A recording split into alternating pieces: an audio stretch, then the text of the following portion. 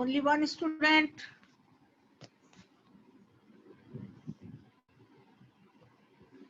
Students, please join.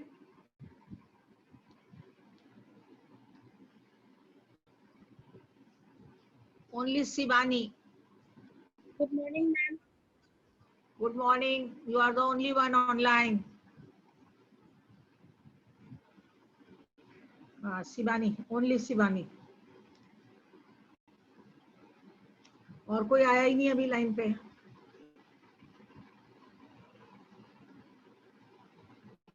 Lenovo tab 2 3।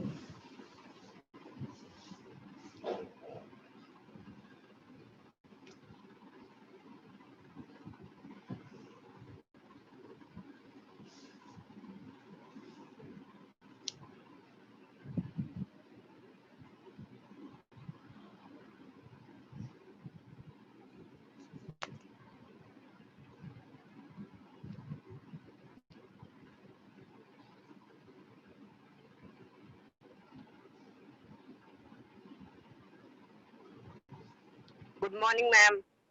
Good morning. Very good morning. Shall I start now? Yes, ma'am. Very few children are there. Only 1 2 3 4 5 6 children. 5 children. अब तो 4 ही बचे, 1 2 3 4। Only 4 students are there.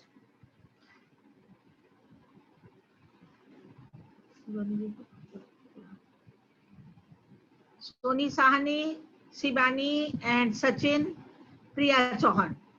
Bas, only 4 students are there.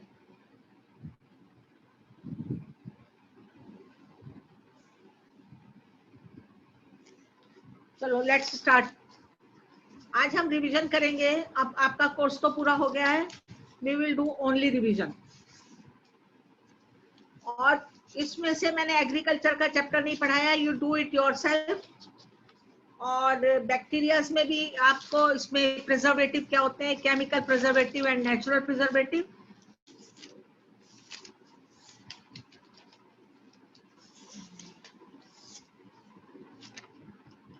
Thermoplastic and thermosetting plastic. Difference, thermoplastic जो होते हैं they can be mould after heating, उनको mould के फिर reuse कर सकते हैं। थर्मोसेटिंग प्लास्टिक जो होते हैं ये नहीं, जैसे आपका हैंडल बना होता है, फ्राइंग पैन का हैंडल होता है थर्मोसेटिंग प्लास्टिक का, वो गर्म नहीं होता, it's a bad conductor of heat. तो there is a much difference between thermosetting plastic and thermoplastic. Polythene and PVC are some of the example of thermoplastic. PVC and polythene, these are used for manufacturing toys, comb and various type of container. On the other hand, there are some plastic which when molded once cannot be softened on heating. उसको गर्म करके पिघला नहीं सकते, cannot be softened on heating. और जो पुरानी बाल्टियां होती हैं या पुराने चप्पलें होती हैं, सब गर्म करने पे सॉफ्ट हो जाती हैं। Now the second point is biodegradable and non-biodegradable. Biodegradable जो होते हैं they get decomposed by the natural process, and non-biodegradable don't get decomposed by natural process. जैसे बायोडिग्रेडेबल हमारी वेजिटेबल के पील हैं, फ्रूट्स हैं, ये पड़े रहेंगे तो एकदम सड़ जाएंगे, डिकम्पोज हो जाएंगे। लेकिन नॉन बायोडिग्रेडेबल है plastic, polythene, this is the biggest non biodegradable.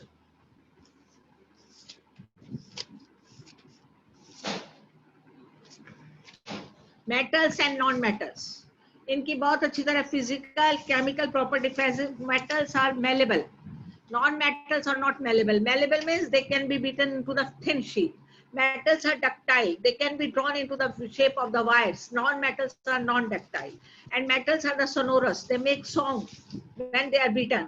Then non-metals are not sonorous, and metals are hard, non-metals are not hard, they are very fragile, वो एकदम बीतने पे वो टूट जाएंगे। Inexhaustible natural sources, exhaustible natural sources. Inexhaustible natural resources are those resources they will be exhausted by the human activities. Good morning, ma'am. Very good morning. These resources are present in unlimited quantity in nature, inexhaustible. They are present in an unlimited quantity, or they will never be get finished by the human activity. But exhaustible जो exhaust हो जाएंगे, एक दिन खत्म हो सकते हैं, जैसे पेट्रोलियम, नेचुरल गैस, and आपका wild life, mineral, they can be exhaust. Coal, तो ये आपको ध्यान रखना है इस बात का। यस, तो इनएग्जॉस्टिबल नेचुरल सोर्सेज जो है वो लिमिटलेस है, जैसे air, sunlight, they can never be finished bye the human activities. हम कितने फ्लैट बना लें, कितनी इंडस्ट्रीज बना लें, कितना कुछ कर लें, दीज आर इनएग्जॉस्टिबल।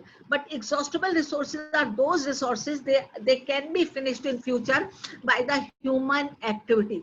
वो ह्यूमन एक्टिविटी से कभी भी फिनिश हो सकते हैं, जैसे कोल, पेट्रोल और ये मिनरल्स जो जमीन के नीचे से मिल रहे हैं, ये कभी भी हम बहुत ज्यादा यूज करेंगे, वाइल्ड लाइफ खत्म हो रही है धीरे धीरे, हमारी बहुत सारी बर्ड्स धीरे धीरे खत्म हो रही हैं। तो ये सब एग्जॉस्टिबल नेचुरल रिसोर्सेज हैं और इनएग्जॉस्टिबल जो कभी नहीं खत्म होते हैं।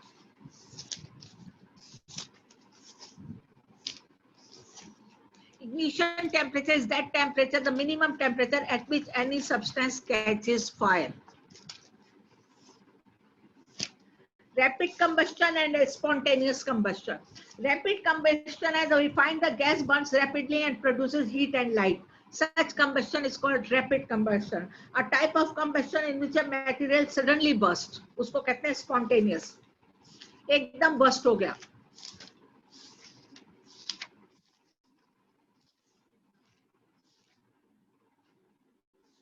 Prokaryotes and eukaryotes. Prokaryotes होते हैं premature, वो सेल्स उनके होते हैं जो पूरी तरह डेवलप नहीं होते। यूकैरियोट मल्टीसेलुलर सेल्स होते हैं और प्रोकैरियोट्स में न्यूक्लियस नहीं होता, पूरा न्यूक्लियर मेम्ब्रेन नहीं है, यूकैरियोट्स में फुल न्यूक्लियर मेम्ब्रेन है। Embryo and foetus, very important question. Foetus जो है वो that is embryo is foetus, embryo and zygote. Zygote is formed after the fusion of male and female gamete. Sperm and ova, when they fuse, they form the zygote. But when the zygote starts cell division, it becomes a ball of cells that is called embryo. And embryo and fetus में क्या है कि in the fetus stage the parts of the body can be identified, easily can be identified, that is fetus.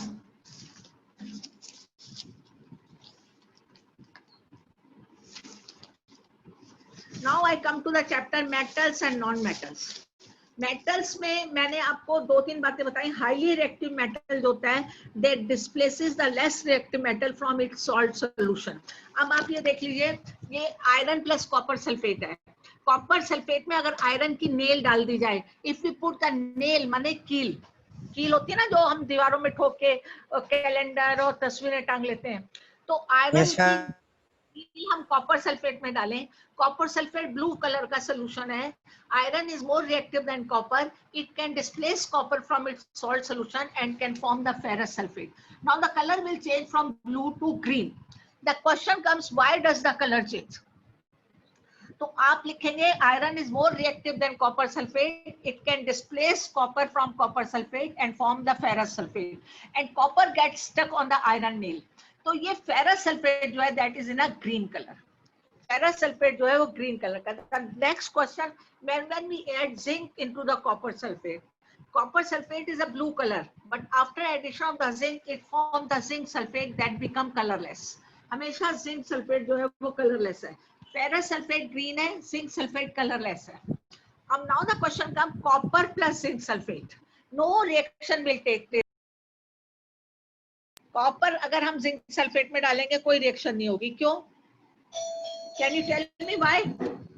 Why ma'am? क्योंकि zinc copper को वो display करता है, less reactive than copper is less than zinc, it cannot displace zinc from its salt solution. Copper is less reactive than zinc, it cannot displace zinc copper from salt solution, yeah, zinc from salt solution. अब ये आपको अच्छी तरह, जब भी zinc आएगा, zinc आके zinc sulphate बनाएगा तो कलरलेस होगा, उसका कोई कलर नहीं होगा। आयरन आएगा तो ग्रीन कलर बनाएगा। इन एनी केस कहीं लेड का कलर पूछा जाता है तो वो येलो कलर बनाता है। Keep it in your mind. Colour का 1 मार्क का क्वेश्चन आता है और 10th क्लास में आपकी 1-1 मार्क की फाइट होगी।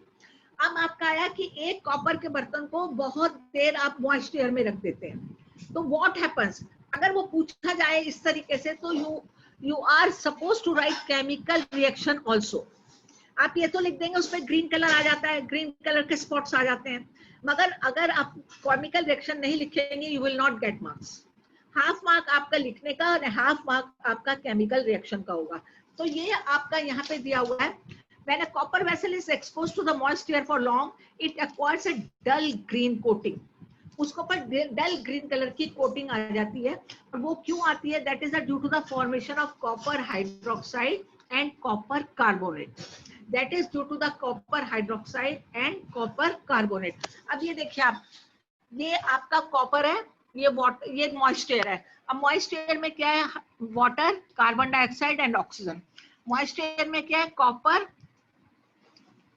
Water, carbon dioxide and oxygen. ये दोनों मिलके copper hydroxide and copper carbonate बनाते हैं। ये ग्रीन कलर की कोटिंग दे देते हैं। ये दोनों जो है ये green colour, you are bound to write, you are suppose to write this chemical reaction also.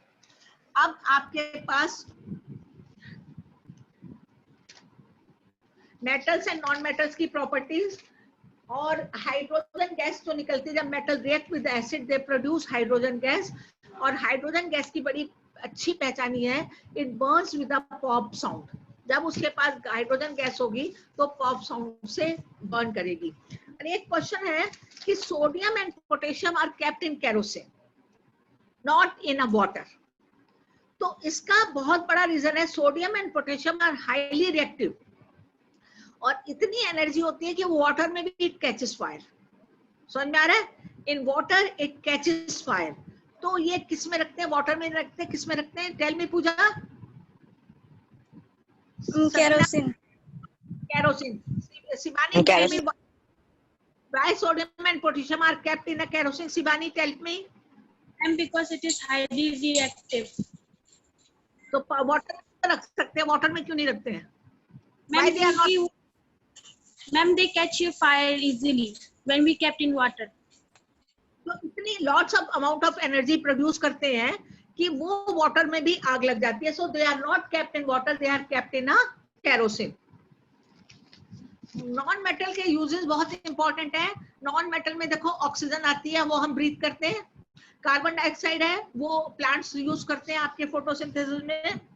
और non metal is essential for our life with all living being inhale during the breathing. Inhale मतलब अंदर करते हैं, during the breathing. Sachin, आपका concentration नहीं है, आपका ध्यान कहीं और है। I can see you. Non metal used in fertiliser to enhance the growth of the plant. बहुत सारे नॉन मेटल जो है फर्टिलाइजर में डालते हैं, जैसे फॉस्फोरस, वो इनहेंस द प्लांट, उसको प्लांट की ग्रोथ को बढ़ाने के लिए। और non metal is used in the water purification, जैसे क्लोरीन वाटर प्योरिफिकेशन में काम आता है। कार्बन भी काम आता है, कार्बन की रॉड बनाते हैं, उससे फिल्टर करते हैं। Non metal used in the purple coloured solution which is applied for the wounds and antiseptic. एक पर्पल कलर लाल दवाई होती है, बहुत पहले लाल दवाई लगा देते थे, फोड़ा हो, फुंसी हो, चोट हो, वहां लाल दवाई लग जाती है। डॉक्टर मैम जब जाते हैं तो मैम वो डॉक्टर भी लगाते हैं वो लाल कलर की दवाई। नॉन मेटल है उसमें। और non metal is used in cracker, phosphorus, सबसे ज्यादा फॉस्फोरस यूज होता है क्रैकर में। तो नॉन मेटल की बहुत इंपॉर्टेंस है। अब हमने कोल एंड पेट्रोलियम में इनएग्जॉस्टेबल, एग्जॉस्टेबल नेचुरल रिसोर्सेज पढ़ लिया। अब आपको ये मैंने कराना था, पेट्रोल जो है वो एक ऐसा है जो एग्जॉस्टेबल नेचुरल रिसोर्स है। तो अब ये कहते हैं ना, आजकल बहुत आता है पेट्रोल बचाओ, पेट्रोल बचाओ। पेट्रोल, रेड लाइट पे अगर आपकी गाड़ी, आपको वेट करना है तो गाड़ी को बंद कर दो, गाड़ी ऑन नहीं होनी चाहिए रेड लाइट पे। तो ये क्यों होता है? क्योंकि पेट्रोल इज ए, अगर पूछा जाए why petrol should be used economically, या why petrol should be used judiciously, या why petrol should be used carefully, तो आप इसका आंसर ये लिखो, petrol is a exhaustible natural resource. अब तो इलेक्ट्रिक के सब कुछ चलने लग गया। एक दिन आएगा, धीरे धीरे इट विल बी फिनिश।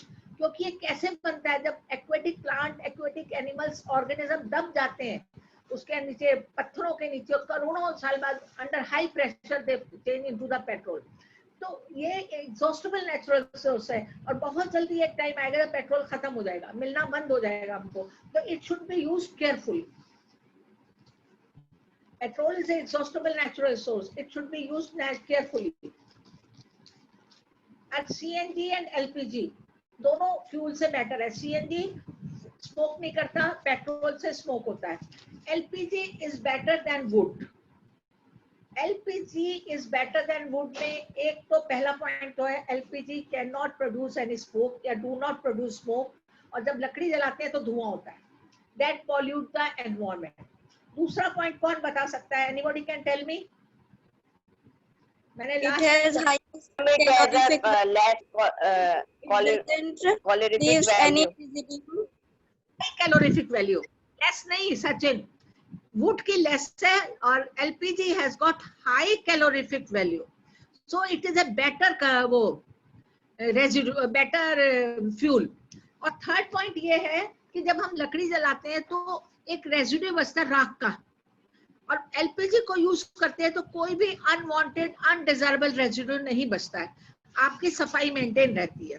तो LPG is a better fuel, it does not produce smoke, it does not pollute the environment, though wood produces smoke, it can pollute the environment। और ये wood का जो smoke है जो खाना बना रहा होता है उसकी सांस के लिए भी बहुत सारी बीमारी कर देता है, अस्थमा कर देता है या रेस्पिरेटरी प्रॉब्लम आ जाती है। तो LPG is a better fuel, LPG की हाई कैलोरीफिक वैल्यू है, LPG has got high calorific value than wood. और थर्ड पॉइंट है LPG does not leave any unwanted residue, कुछ नहीं बचता इसमें, और जो वुड है वो जलता है तो कोयला राख बहुत कुछ गंद बचता है। CNG is also better to use in the diesels। Refining of petroleum, petrol को रिफाइन करके आपको क्या क्या मिलता है? पेट्रोलियम को जब रिफाइन करते हैं तो आपको LPG, petrol, kerosene, diesel, lubricating oil, paraffin wax and bitumen. Bitumen अब रोड की सरफेसिंग के लिए काम आ रहा है कोलतार की जगह। 1 मार्क क्वेश्चन आ सकता है कि बिटुमेन क्या चीज कोलतार की जगह रोड पे यूज हो रही है? बिटुमेन यूज होता है। बिटुमेन।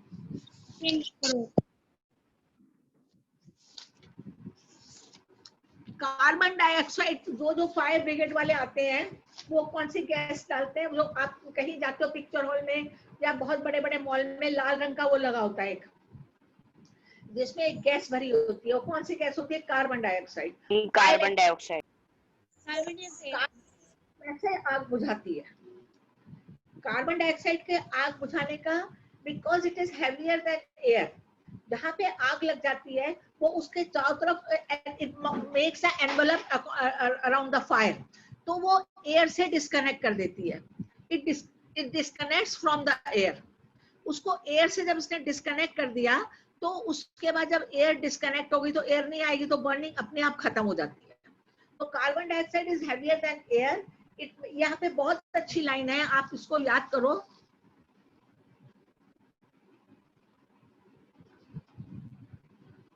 कार्बन डाइऑक्साइड यूज करके कैसे करते हैं? अब मुझे पता भी नहीं, मुझे याद भी नहीं कहाँ पर है कहीं यहीं पे carbon dioxide. Page number ma'am 69 पे है मैम वो वाला। 69 पे। अच्छा, अब दूसरी बात ये कि जब इलेक्ट्रिकल इक्विपमेंट में आग लग जाती है तो पानी से आग नहीं बुझानी चाहिए। अगर किसी के मिक्सी because में it is the good conductor of electricity।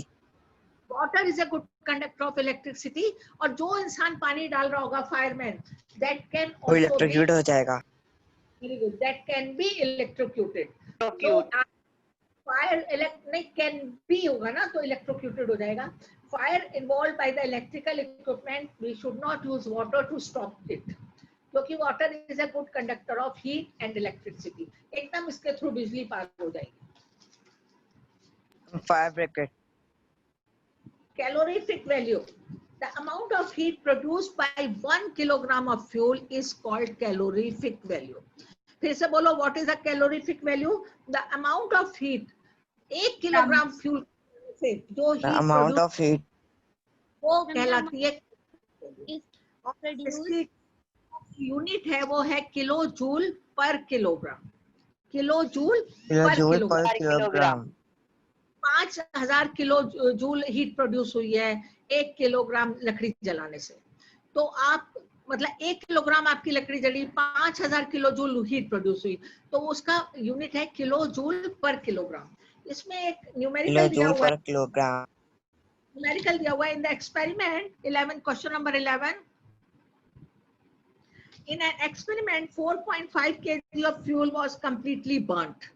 कितना पूरी तरह जला? 4.5 kg, मतलब 4.5 किलो 5 kg.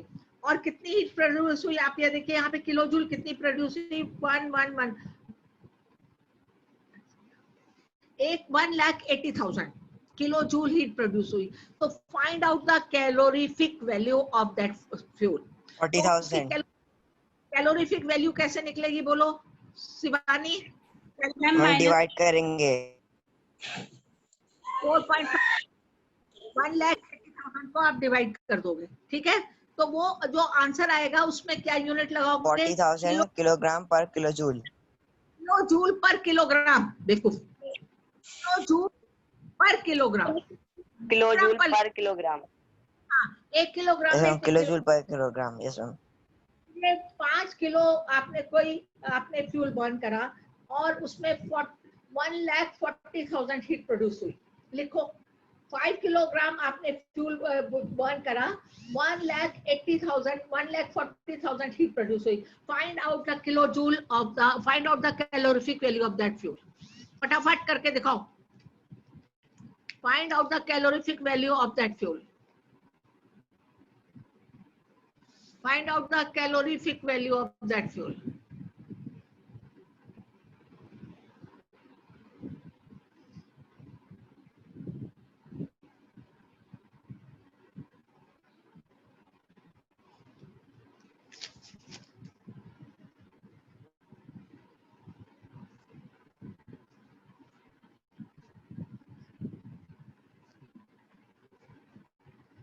कितना आया?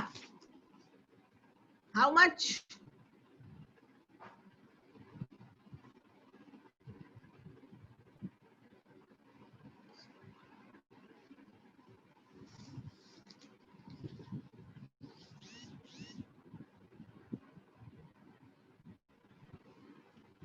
मैम 28,000. Only 28,000. क्या होगा आंसर? बोलो करेक्ट. 28,000 किलो जूल पर केजी. Very good. 28,000. ये देखो मैंने करके रखा हुआ है 28,000 किलो जूल पर किलोग्राम. अगर आप खाली 28,000 लिखेंगे मेरा भी ये आंसर है. तो जो आंसर करेक्ट है वही मेरा आएगा भी भाई. यही है. मेरा भी यही है. You did not try पूजा. पूजा आपने नहीं ट्राई करा. मैम पूजा किया. कराया. How much answer? Tell me.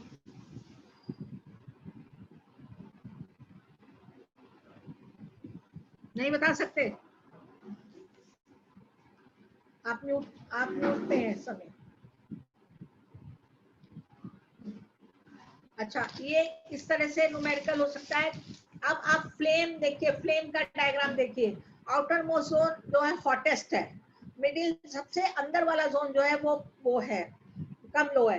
तो वो जो गोल्ड स्मिथ होता है वो ऐसे टेढ़ी करके कैंडल को यूज करता है और अपना मेटल को पिघलाता है. ऐसे कैंडल करता है और ऐसे मेटल को, कैंडल नहीं होगी कोई और भी फ्लेम हो सकती है, तो उसको वो ऐसे करके पिघलाता है क्योंकि जो बाहर की वो है वो मेटल के कांटेक्ट में आएगी. एक क्वेश्चन है, why goldsmith uses the outermost zone of the candle या flame, outermost zone of the flame. तो वो that flame, outermost zone of the flame is the hottest part of the flame. और जो अंदर का बिल्कुल वो बिल्कुल नहीं है. आप पढ़िए फ्लेम का डायग्राम देखिए अच्छी तरह फटाफट आउटर जोन मन में, keep in your heart.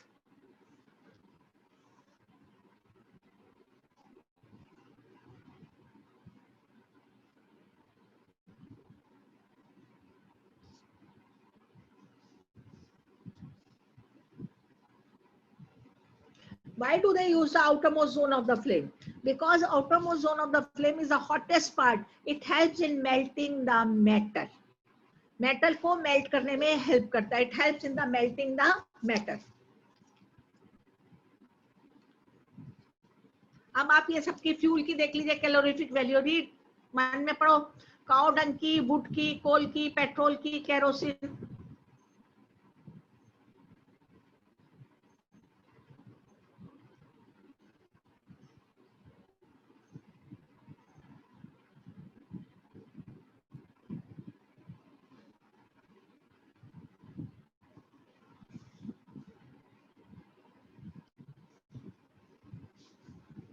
Now we come to the global warming and acid rain. Global warming and acid rain are both important question. Deforestation, जहाँ पे फॉरेस्ट काटते जा रहे हैं, डिफॉरेस्टेशन से बड़े नुकसान हो रहे हैं. कार्बन डाइऑक्साइड एब्जॉर्ब नहीं हो रही है, पहली बात. एनवायरनमेंट में कार्बन डाइऑक्साइड बढ़ रही है और इसी वजह से ग्लोबल वार्मिंग हो रही है. The main reason of the global warming is the deforestation. Deforestation का मतलब है जंगलों को काटना, पेड़ों को काटना.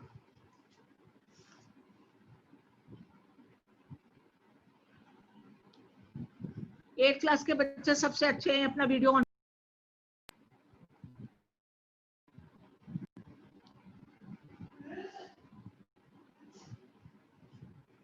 सबसे अच्छे एट क्लास के बच्चे अपना वीडियो ऑन करके रखते हैं. तो डिफॉरेस्टेशन से ग्लोबल वार्मिंग बढ़ रही है. क्यों बढ़ रही है ग्लोबल वार्मिंग? की एनवायरनमेंट में कार्बन डाइऑक्साइड ज्यादा आ रही है. और एक तो डिफॉरेस्टेशन का बहुत बड़ा पॉइंट है. दूसरा पॉइंट है incomplete combustion of these fuels give carbon monoxide. Incomplete, जैसे थोड़ी सी लकड़ी जली और उसको फिर आपका खाना बन गया, आपने पूरी नहीं जलाई, उसको बुझा के उसमें धुआं आया, पानी डाल के रख दिया, वो थोड़ा धुआं ऊपर गया, दैट प्रोड्यूसेस कार्बन मोनोऑक्साइड. इस तरह अंगीठी का कोला भी दैट प्रोड्यूसेस. तो incomplete combustion of this fuel give carbon monoxide gas. It is a very very poisonous gas. It is dangerous to burn coal in a closed room. कई बार आता है अखबार में अंगीठी रख के सो गए.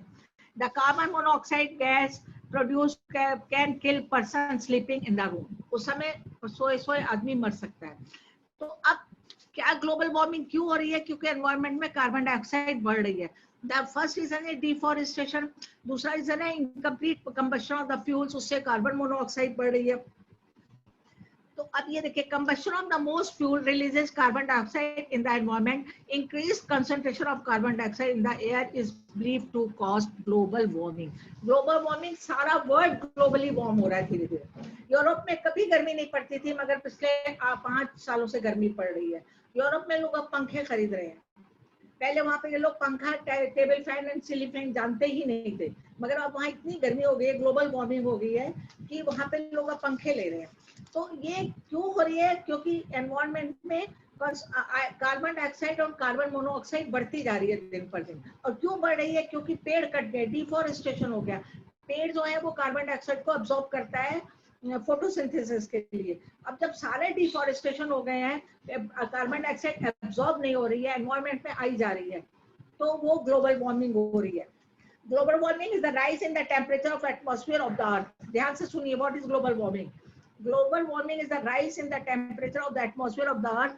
This result among other things in the melting of the. जब टेम्परेचर बढ़ जाता है तो जो ग्लेशियर्स होते हैं ना पोल्स पे, वो भी पिघलना शुरू हो जाते हैं. जैसे सी लेवल हाई हो जाता है, और सी का वाटर जब हाई होता है तो फ्लड आने के चांसेस होते हैं. तो अब आप देख लीजिए, एक पेड़ काटने से कहाँ से प्रॉब्लम शुरू हुई और कहाँ पे जाके खत्म हुई. Acid rain. एसिड रेन है जब एनवायरनमेंट में एसिड बनता है. हमारे एनवायरनमेंट में there are so many air pollutant. इतने एयर पॉल्यूटेंट होते हैं वहां पर कि जैसे sulphur dioxide, carbon dioxide, carbon monoxide, nitrogen dioxide. ये जब जितने पॉल्यूटेंट होते हैं ऊपर जाते हैं. जब ये ऊपर जाते हैं तो they combine, they react with the water molecules.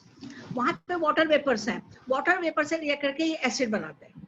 सारे ऑक्साइड जो हैं जब वाटर वेपर से रिएक्ट कर जाते हैं, they form acid. Sulphur dioxide बनाएगा sulphurous acid, H2SO3. Carbon dioxide carbonic acid, and nitrogen dioxide nitric acid. जब ये एसिड ऊपर बन रहे हैं तब रेन आई तो रेन के साथ ये एसिड नीचे आ जाता है. That is called acid rain.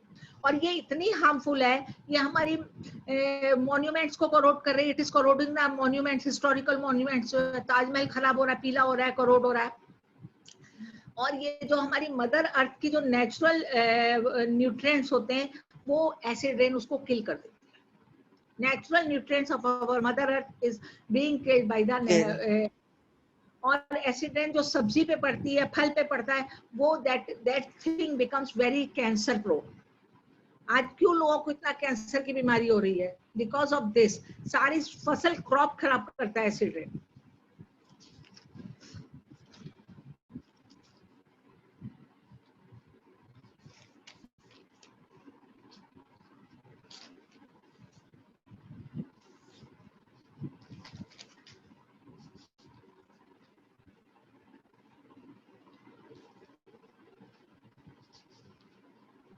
Now अब आप ये पढ़िए कार्बन डाइऑक्साइड वाला पढ़िए जो येलो में दिया हुआ है पेज नंबर 69 पे।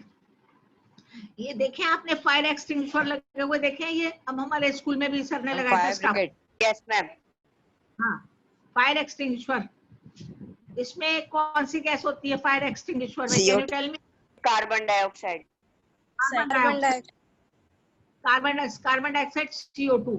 तो अब एक क्वेश्चन है, how carbon dioxide help you in stopping the fire, या how carbon dioxide act as a fire?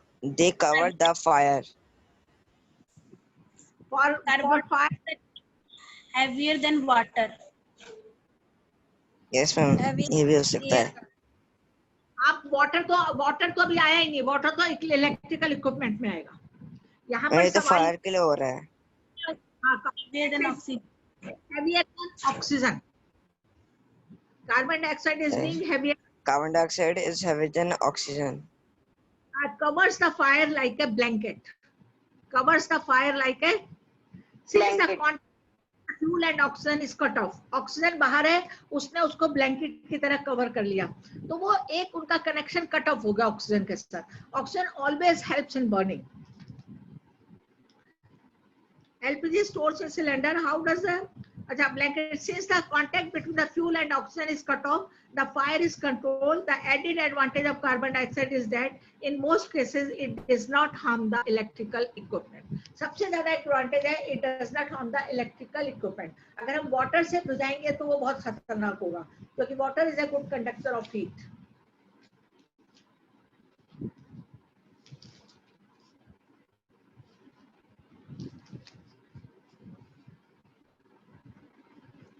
अब आपके पास चार्ट दिया हुआ है combustible and non combustible, page number 65।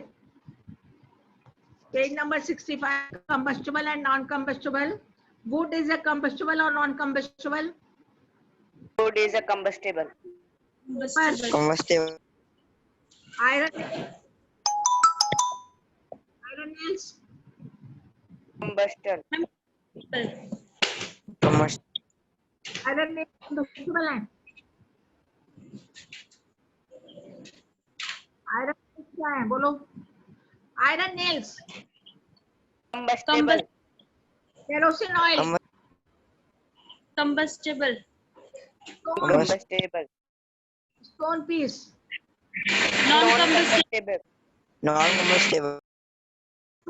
Straw कहते हैं घास के सूखे हुए तिनके, straw. Combustible. Charcoal, Combustible. Combustible. Combustible. Glass, Non-combustible. Not combustible. Non-combustible.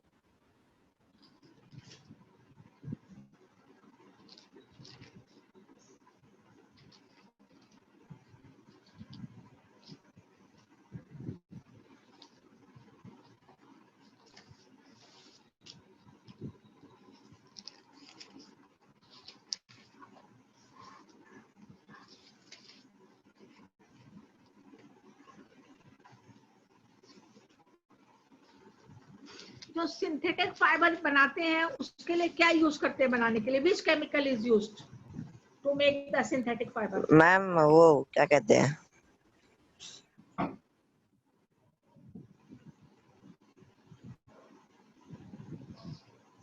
Polymer. पॉलिनोमर और पेट्रोकेमिकल भी। Very good. इसमें पेट्रोकेमिकल लिखा हुआ है, कहीं पे लिखा हुआ है।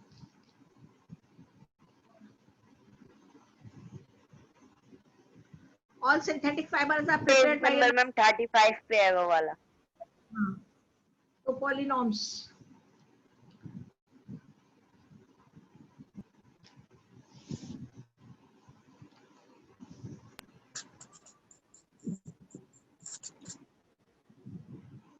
Say no to plastic.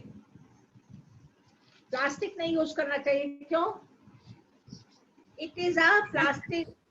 because it is harmful Because it is harmful for It causes soil environment. pollution. Ma'am, it causes a It pollution. doesn't decompose by bacteria. Ma'am, because it is harmful for environment. Why how it is harmful for the environment? It creates pollution. It's create pollution that can Shivani? harm for health. Can't decomposed by bacteria. तो इसके लिए कोई technical word है पूजा? One technical word is there? Non-biodegradable. Recycle. हैं? They are non-biodegradable. Non-biodegradable. Speak out sensibly. These are non-biodegradable. This is not. These are non-biodegradable.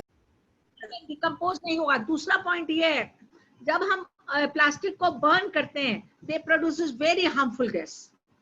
That is harmful for human beings, that is harmful for the plants, that is harmful for the animal. तो plastic हर तरीके से harmful है. एक तो ये non biodegradable है, अर्थ में एकदम स्टेराइल कर देगा. It takes millions of years to decompose. एक तो नॉन बायोडिग्रेडेबल है. दूसरा पॉइंट ये है कि ये जब इसको बर्न करते हैं, it produces very harmful gas. और तीसरा पॉइंट ये, जो पॉलीथीन के बैग्स हैं, वो सीवेज सिस्टम को ब्लॉक कर देते हैं. They block the sewage system, और उससे वाटर लॉगिंग होती है. और चौथा पॉइंट ये है कि प्लास्टिक की थैली में लोग रोटी, बची हुई दाल डाल के अपने बाहर दरवाजे पे रख देते हैं, और गाय जो है वो प्लास्टिक की थैली के साथ, cow that eats and that cow, the whole system get choked. उसका पूरा सिस्टम यहाँ से ब्लॉक हो जाता है, चोक हो जाता है, क्योंकि प्लास्टिक जो है अंदर, उसको कोई भी एंजाइम डाइजेस्ट नहीं कर सकता. प्लास्टिक को कोई एंजाइम डिसॉल्व नहीं कर सकता. At the end of the day the cow dies. तो प्लास्टिक जो है हर तरीके से हार्मफुल है. First point, non biodegradable. Second point, on burning it produces very harmful gases. Third point, it blocks the sewage system, and the lots of water get locked at one place, the water get stagnated at one place. So बहुत सारे disease causing bacteria, disease causing mosquito are produced. Fourth point, when we throw any edible thing in the polythene bag and that bag is eaten by the cow, the whole system of the cow gets choked and the cow dies. उसका respiration भी रुक जाता है. So plastic is a very harmful. अब इसी में आपको 5 R दिए हुए हैं. As a responsible citizen, remember the 5 R's. कौन कौन से? Reduce, reuse, recycle, recover and refuse. Refuse. हाँ, क्या है 5 और? Reduce, reduce, reuse, Recover, recycle and refuse. Refuse. Reduce, reuse, recycle, recover and refuse. फिर से याद करिए 5 R क्या आएंगे? reduce, reuse, recycle, recover and refuse. Recycle, recover and refuse. ये नेचर के लिए लिखे हुए हैं. As a responsible citizen, remember the 5 R principle. इसको कहते हैं 5 R principle. Develop the habits which are environment friendly. Develop the habit, ये 5 एनवायरमेंट फ्रेंडली है के लिए 5 R बनाया है. पहले 3 R's थे ओनली. जब हम पहले पढ़ाते थे, हम खुद भी पढ़ते थे, तो ओनली 3 R's थे. बट अब एनवायरमेंट फ्रेंडली के लिए 5 R बनाए हैं. And these 5 R's are the reduce, reuse, recycle, recover and refuse.